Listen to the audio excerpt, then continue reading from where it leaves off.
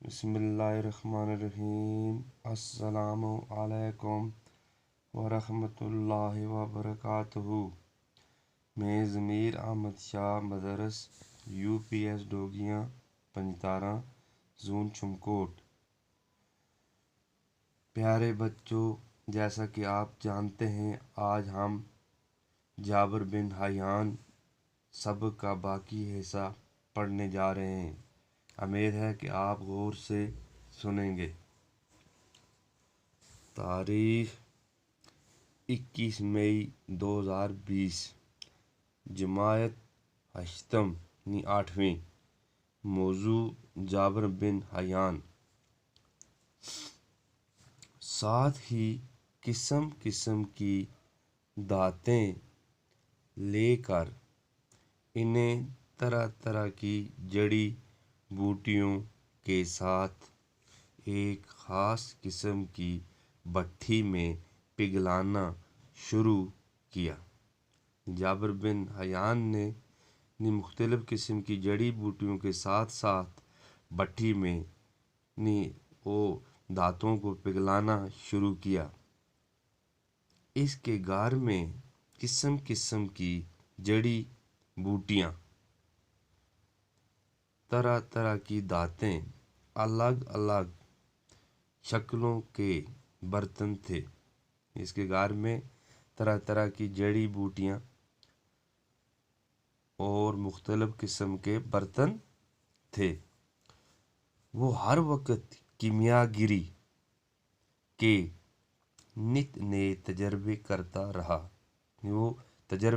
रहा।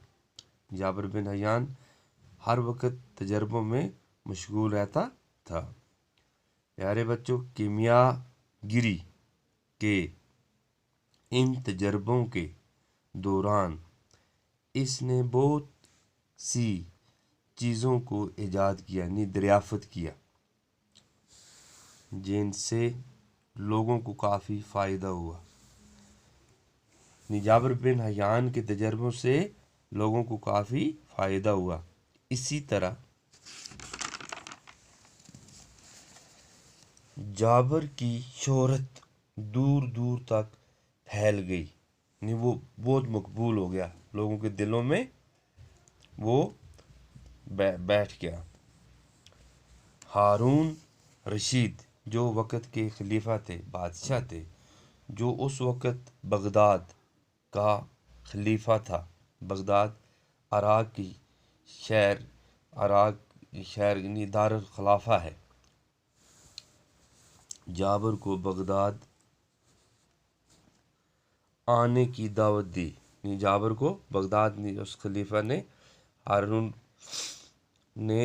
रशीद ने जाबिर को बगदाद आने की दावत दी। जाबिर बगदाद गया तो उसकी बड़ी कदर हुई, उसकी बहुत हौसला अफजाई हुई, उसकी बहुत बड़ी इज़्ज़त हुई। खलीफा ने इसे इनाम व इकराम से नवाजा। उसे इनाम मिला और बड़ी हौसला अफजाई और इज़्ज़त नवाजिश हुई। जाबिर से पहले दुनिया इल्म, कीमिया, केमिस्ट्री में तजर्बात की अहमियत से नावाकिफ़ थे। उससे पहले तजर्बात से दुनिया जो थी वो नावाकिफ़ थी। उसने कीमियाई तजर्बात किए, केमिकल्स वगैरह उसके तजर्बात किए। इन तजर्बात के असूल और कायदे मरतब किए कि किस तरह ये तजर्बात किए जाते हैं, इनके असूल को मरतब किया। ये असूल व कवायद अब भी इस्तेमाल होते हैं। ये जो उसके असूल हैं और कवायद हैं वो आज भी इस्तेमाल करते हैं।